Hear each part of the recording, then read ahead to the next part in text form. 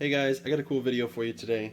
Just some quick background though. I was recently interviewed for a show on NPR called Money Talk, and I was interviewed by a woman named Zoe Chace, and we were talking about some different stuff, and I got interested in her show through that, and they were doing a video, not a video, a podcast on the European Union.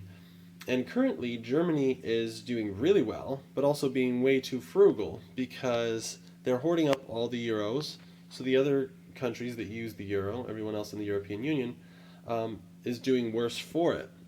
And it's a pretty interesting topic, and I'm going to post the link to that podcast in the description so you can check that out and learn more about that. But I want to talk about maybe why Germany's being so frugal, and I think it has to do with their past. So I'm going to go through the history of German economy, kind of showing the story with their currencies.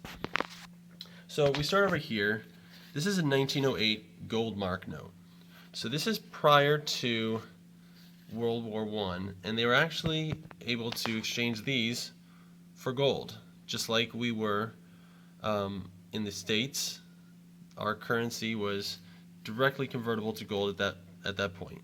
And here's just a little 2 pfennig coin. This is like their version of a penny. And notice the art. There's kind of an interesting point with that later. So after the gold mark, they started printing what they called the paper mark. This wasn't directly convertible to gold. They started printing paper marks when World War I started. Notice there's not really any elaborate art on there, just kind of some designs. This is 1,000 marks. This 100 gold mark would have been a lot of money at that time, but this 1,000 marks wasn't, because they were starting to have a lot of inflation due to a poor economy. And look at this one, 5,000 marks. Look how huge this is in comparison with the current $1 bill for US. Not any really fancy art going on here, just kind of some designs. And so 5,000 marks, well, if that's not bad enough, here is 50 Millionen Mark. This is 50 million marks. Now this is 1922, and this is 1923. Now, as they get later into 1923, they get even more ridiculous. Here's 500 million marks. And this is the highest one I've been able to get my hands on. 1 Milliarden Mark. Notice it's not millionen, it's Milliarden. This actually means billion. 10 billion marks. And kind of going back to the art, notice there's no art on the backs of these. These were so worthless, they just kept printing them and making higher and higher denominations, and they didn't even have time to try and put any sort of art on them. And this is a 200 mark coin, also 1923. They ended up getting these coins up to about 200,000, I think. And usually what will happen when a country has hyperinflation like this, they'll have to switch their currency to a different currency.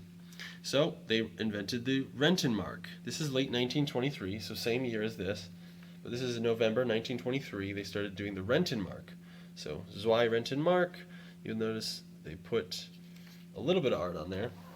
But the Rentenmark only lasted about a year. In 1924, they replaced the Rentenmark with the Reichsmark. So the Reichsmark was used for quite a while. The Reichsmarks I have, you notice they're from 1933. So here's a 1933, oops. Here's a 1933 50 marks. And this is actually the year that Adolf Hitler became the Chancellor of Germany. And notice their symbol here doesn't yet have a tie to the Nazi Party. The Nazi Party actually had been around since 1920, but they didn't really have any power until 1933 when Adolf Hitler became the Chancellor of Germany. Now here, the money that's printed a little bit later, and you'll notice this is 1942, this is actually during the war. This most certainly has the Nazi swastika on it. This is a stamp of Adolf Hitler. Most of their stamps at the time had Hitler on there. And you'll notice their coins also have the swastika on them. Everything was, of course, tied to the Nazi Party. And these coins are all different kinds of metal. This one's aluminum, this one's steel, copper, because their economy was still doing pretty bad, and they were trying to find ways to make their money cheaper. And eventually, when World War II ended and the Nazi Party was no longer in power, they replaced their money with the Deutschmark. So here's a Deutschmark. Oh, I forgot to show you the backs of these. They did end up, of course, starting to put the art back in the currency when it started to level out a little bit and not have that hyperinflation like they did before. And they started putting more elaborate designs on there. And here's the Deutschmark. I like this one. It's got some instruments on it. It's kind of cool. So this is 20 Deutschmark, and this was actually used up until 2002. And you'll notice these are actually from East Germany. I just kind of threw these in here because it's kind of interesting. In 1990, East Germany joined West Germany, and they became unified Germany. And here's Karl Marx, and they ended up actually destroying a lot of these, but I don't know, somehow you're still able to get your hands on some of them. But then, in 2002, the Deutschmark was actually replaced with the euro.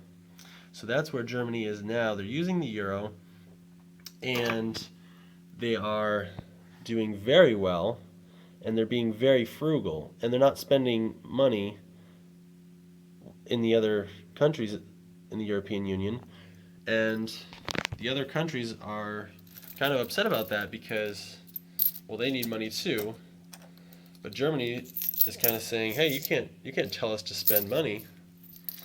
So you can look at that in the podcast. It's pretty interesting.